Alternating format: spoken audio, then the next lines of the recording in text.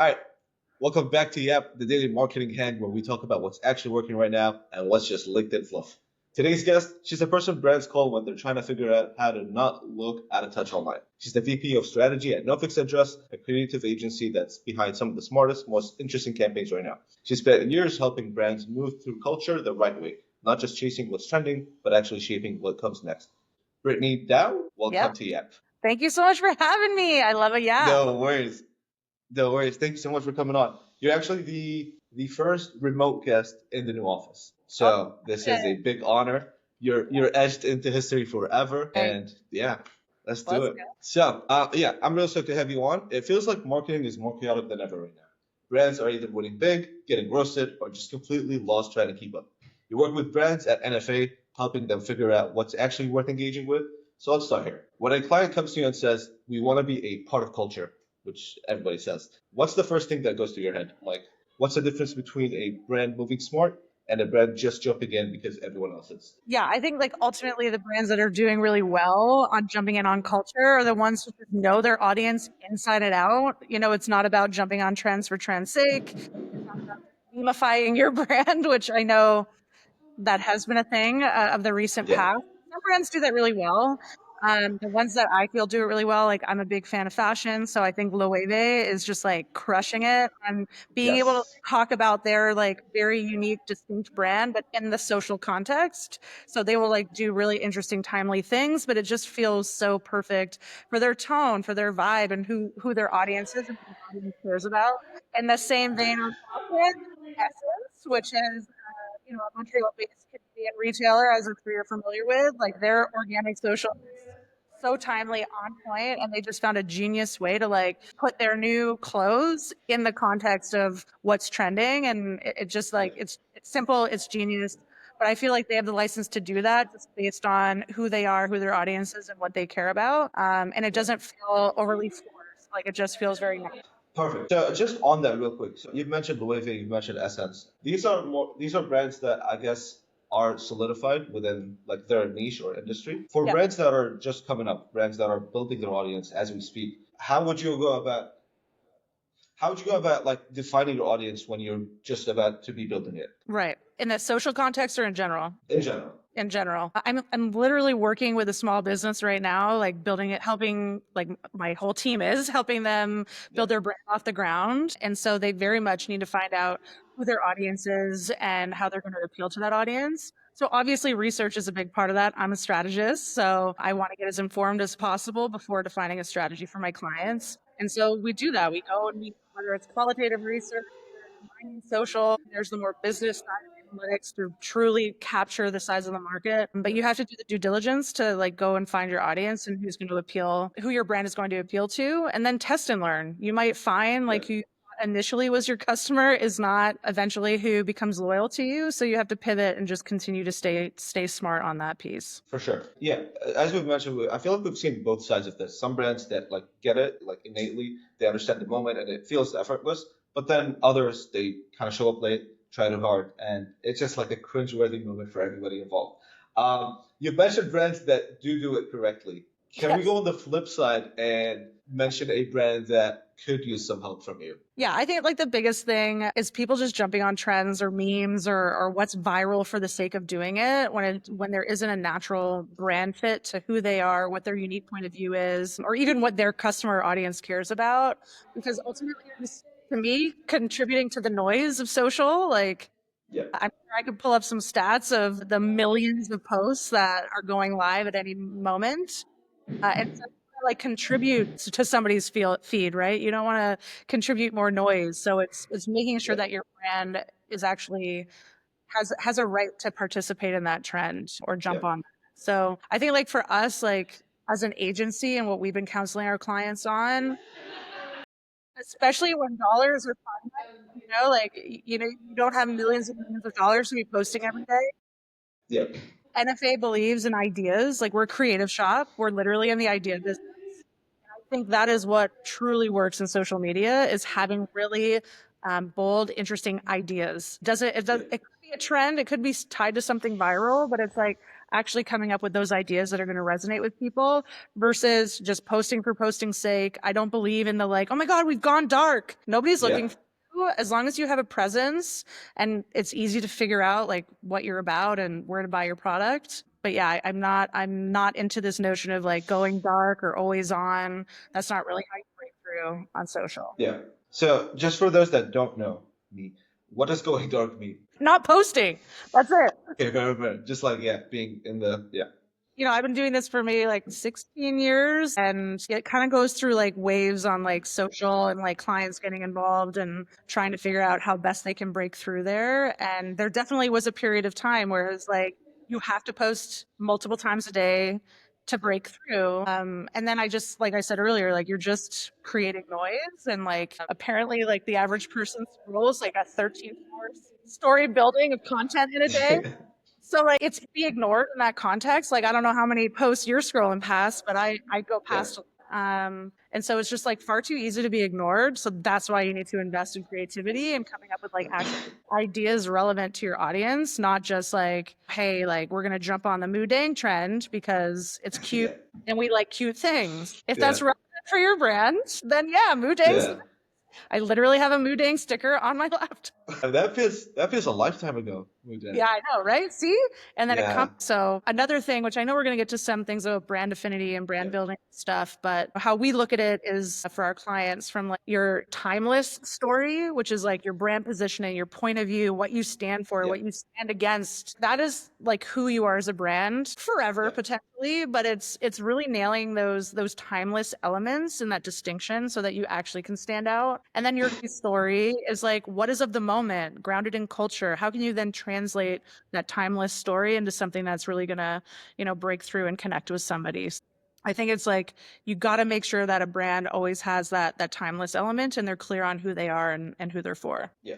Perfect. And that brings us straight into social media because that's where all of this plays out first. Social media feels completely different now from even a year ago. It's like everybody's news source. LinkedIn is turning into Twitter, and brands are trying to be influencers instead of actual companies. At NFA, how do you figure out where a brand should actually be putting their energy into? Like, is it about choosing the right platform first? Or do you start from an idea and then decide where it should live? Definitely the latter. Again, that's a big push for us in 2025 is helping clients like reimagine and reframe how they look at the internet. And of course, social environments, which is like, okay, what is the idea? What are we trying to do? What are we trying to say? What is the behavior that we want, this thing to provoke? And then from there, it's like, you know what, this definitely, whatever it is, might skew more video based and we need to get Yeah. people talking about it. So then maybe it skews TikTok and Reels. Maybe it's more community based and then that could be, okay, maybe partner with a leading approach.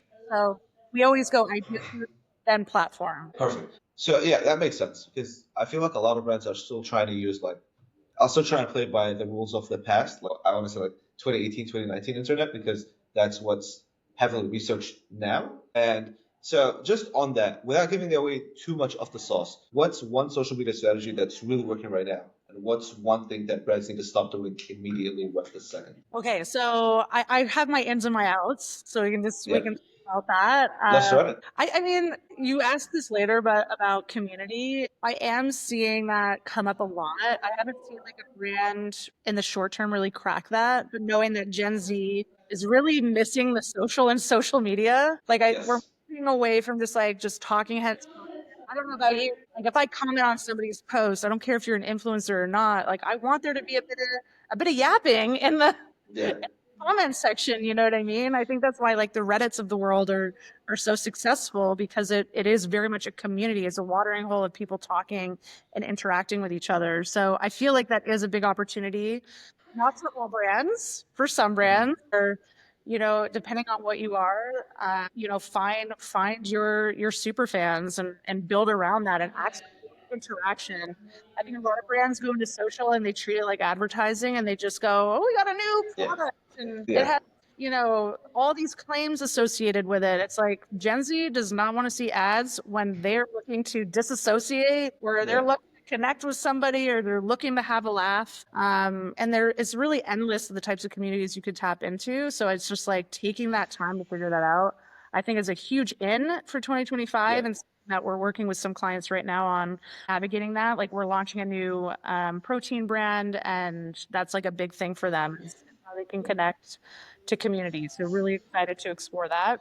And then I think like the out of things is, Yeah. again, we've already talked about the always on thing. So the other thing that I think is an opportunity, and internet to me is like an amplification of the real world, and Yeah. to remember to exist in the real world. And I feel like what people are craving and missing is seeing people do things in real life, not just, Yeah. yeah, sure, looking at talking heads and getting their perspectives is important. I think again, brands need to go explore, go do something, go be in the world, and then use social media to that and attention that way. So I think overall it's going to be a big push, and how that then translates into social. It, I mean, I might be wrong, but I think it starts from the idea that social media is escapism. No, no, no, no. Uh, But hey, yeah. maybe like, a bunch of gamers, and that's like something they love to talk about their games over a burger, then you can Yeah. find those like intersecting communities where your brand is relevant. Yeah.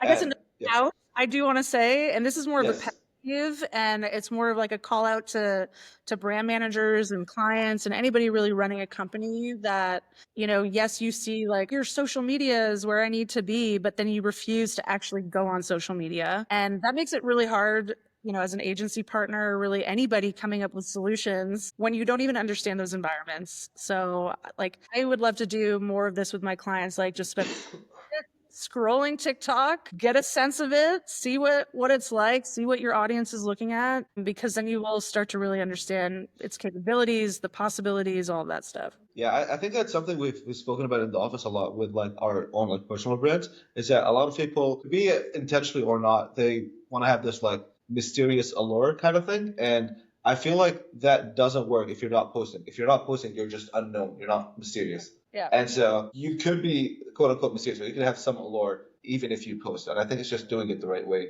rather than just exactly. not going dark per se. I'm even just simply talking about knowing what TikTok is. Like it's Yeah. like for some clients who are like, no, I don't even have that on my phone. I refuse to look at it. It's like you got to. Like it's just that's Yeah. the way we live in. Yeah, it's the name of the game. Okay, and let's talk about brands trying to be influencers. Like Duolingo, Ryanair, Wendy's back in the day. I don't know if they're still going that strong. But they're running their socials like real life 19-year-old interns instead of just being, like actual brands. Do you think this is smart long term, or are we going to hit a point where it becomes hacky and a gimmick? I think we're kind of at that intersection right now. I can't remember the guy's last name, but his name's Eugene. He's a brand strategist. He talks about this stuff all the time. He Yeah. recently posted about like we're in the post brain rot era. Yes. I don't think brain rot's going anywhere, but what he says in that video is more so like, again, people are just seeing through the veneer of brands just like trying to be the cool kid and appeal to a younger audience. I still feel like Duolingo is a masterclass in how to do that. It's so tied to their brand and their product with the owl and like RIP. They nailed They it. revived him, no? Yeah, he's back. Okay, relieved about that. Yeah, it's a close one. What I love about it is it was just so true to the brand and their product and the customer experience, right? Like getting the reminders, your lessons, etc. So that is a great example of like bring it back to your brand. What do you stand for? Why do you exist? All of that stuff. Again, your timeless story, and then translating that into the social realm, and then that's successful. I think it's just like find your unique angle instead of trying to bite other people's stuff. Yeah, exactly. Now, well said. I'll say this also. So, going viral is easy, relatively. Getting people to actually care about your brand is a whole different ballgame. So, I'm really curious to know. So, at NFA, how do you help brands go beyond just being hot for a second? Say they get that one viral video, be it intentionally or not, and actually build long-term connection with the people they've garnered throughout that one hit. Yeah, again, I'm going to be a broken record here. It really Please. spending the time on brand strategy and positioning. Again, this isn't just like I sometimes see a few words on a page for brand strategies, and it's just like it lacks imagination. It's not creative, and like strategy is the first creative act. So your Yeah. brand should have emotion. It should really feel like what you're about. Like obviously the big brand of today really nail that. Like the Disneys of the world, Pixar's, Apple, Netflix, like they've really honed and crafted their distinction through really compelling brand strategies, which then unlock, your timely stories. Yeah. And they all feel consistent, they all feel on brand, and they all have their own unique tone. So like that is how you build a brand for the long term, is investing in that, upfront strategic work. And then, it's a playbook for where the brand can go from there. Yeah, but yeah, that we also kind of have the same, I guess, workflow here because whenever we like onboard a client, it starts with strategy first, and then Yeah. everything follows through. Strategy, when done correctly, is almost never wrong innately. It's almost everything underneath it. So be it the creative or so on and so forth. So yeah, I wanna touch on community building real quick because obviously it's getting more and more popular. Almost every brand and their mom is doing it. Is it something every brand should be focusing on, or is it just another marketing buzzword? Like, how important is community building? I was making a joke earlier about this because this also came back early days when like Instagram was blowing up and everybody wanted to jump on it. And it was like a Medium article years ago, and they were like, which brands should be on social media? And it was like this index of like brands that either are like, have a lot of storytelling around them, whether it was like luxury and fashion, or brands that really require like a lot of interaction with their audience and their community, like high touch brands or products. And then there was like the toothbrushes of the world and the toilet paper of the world. I think Yeah. this is true for community here, that I don't need my toilet paper brand to foster a community and build a community for me. I'm good. No thanks. But a brand that is like going to help you fuel up and like help you improve your fitness game, anything that's going to help me on my fitness journey or whatever that might be, that lends itself to community building. So I don't know if you're familiar with this brand Ghost, but they're also teach a master class on community, and just they went down, they niched out, and they went in and found like the nerdy groups within like the lifting community. And again, you're familiar, and they just doubled down on that, and they built their entire strategy. And it was so smart. They found that natural product fit with, again, that end, emotional benefit of what their product offers, and then built a whole story and marketing plan around it. Yeah, I think that's really interesting, and I think that like a lot of brands think that the whole brand should go viral. I would love to know your input on this. So like you've mentioned Ghost, another brand that comes to mind within like the lifting community and the gym junkies, I guess, is like not just Monster, but like White Monster specifically. So it's one specific product under like a whole brand. How do you think brands should balance between like going all in that one product or just keeping reminding people that we're the brand that made that product? I think, well, I'm not as close and deep on that product and that brand specifically, but they may have just realized that going in on that sub brand was actually going to build a halo for the larger master brand. And then maybe just like over time, that consumer's familiar with that sub brand, and then they might go, okay, well, hey, I know that product and that's tied to Yeah. that brand, versus making it about the master brand. So again, it goes down to your audience, what they care about, and what's actually going to be the thing that's going to push your business forward. Yeah. I'd love to touch on two letters that are on everybody's minds right now. Love it or hate it, AI. Yeah, love it. Brands are using it for everything, personalization, automation, some even do it for content creation. Is AI actually helping brands connect, or is it just making everything feel a slightly bit more artificial? It's making the internet feel incredibly unhinged. And, I don't even like going to my explore page sometimes on Instagram, because it will be like the bizarre AI videos of like Yes. just the strangest things. And I'm like, oh God, no, I don't want to look at that. To me, AI is a tool. We use it here at NFA, both from like just initial like strategy thinking and just doing some writing and research. But it's never like the end or final product ever. And I feel like that is best practice. Are there ways to find efficiencies with it? Absolutely. Brands should try to be as real and authentic as possible. And I know that is an overused word, but I think to use it to just like generate content, like people can sniff it out. Like Yeah, it's it's too easy. it's too easy. But as a Yeah. tool to like, I don't know, like as a strategy team, we like to use it to like kind of beat up our thinking and our ideas to see if maybe there's another perspective. Half the time it's just getting through the bad ideas, and then you get to a really interesting place. So it's not going anywhere. I think we have to be mindful of it, but I don't think it's a tool for actually community or anything like that. Just on that, you mentioned the word authentic. This just came to my mind. How do you, it might be an impossible question to answer, but how do you balance authenticity and scale at the same time? So I guess we have to define authenticity then. Yes. So So, it's like authenticity where you're like a bit scrappier and like maybe it's like more like Duolingo did that really well. Like their content wasn't like high production half the time. Actually, one of my current clients is neighbors with the guy, like the marketing guy who was behind that. And it was oh, basically just nice.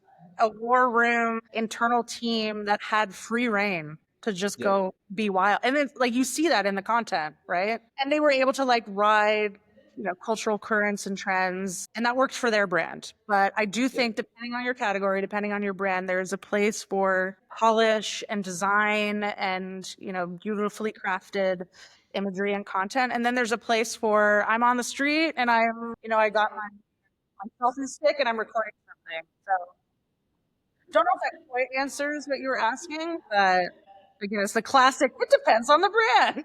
It always does. Perfect.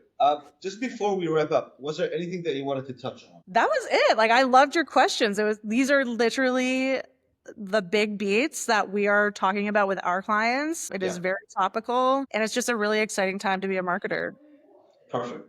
in the world of social. So thank you for inviting me. Yeah. All right. So Brittany, before we wrap up, I've got two last questions I ask every guest. I just started doing this today, so we're launching this today. First, what's one piece of advice you'd give? It could be about marketing, career, whatever. Just the one piece of advice that sticks out to you. Okay, a big piece of advice. I have two direct reports who are, early in their careers, and especially in the world of social. My advice, and this could go for life as well, is just like stay wiggly. Things are unpredictable, things pop up, things change, especially in the world of marketing and business. So you just need to be flexible and adapt and move on and move forward. Stay wiggly. That's a cool motto to go by. Perfect. And second, who's one person you'd love to come? Oh my God, English. Who's one person you'd love to see come on Yap next? Call them out. You're putting me on the spot. See, I would have I'm done. sorry. I'm sorry. I'm sorry. I should have put it in the brief. I'm sorry. I don't know, like me, I like want to hear about like influencers and like what got them started, like ultimately like they're driving a lot of social media and brands are like, oh, how do we get on that, right? I know there's this, do you know the cucumber guy? Yeah, Logan? Logan, he's a fellow Yes. comedian, so like Yes. I don't know him personally. I'd love to. He's a sweetheart, from what I can tell. He's just built such an amazing following globally by making cucumber salad. So I find those types of stories really interesting. And then the other one is like, I've just been very impressed with Victoria Paris. Again, these are all content creators who have just No, like that's fair. That's fair. done really impressive stuff, right? Including brand deals. And I'm just like, yeah, I want to learn from their playbook. Yeah, for sure. Well said. And so before we go, where can people find you, keep up with a no fixed address and what you're working on, and maybe even work with? Where can they like find me? Yes. Sorry, I missed that part. Well, you can find me on LinkedIn, Brittany Dow. I'm on Instagram, Miss Brittany Dow. And yeah, our website is no fixed address. So check us out.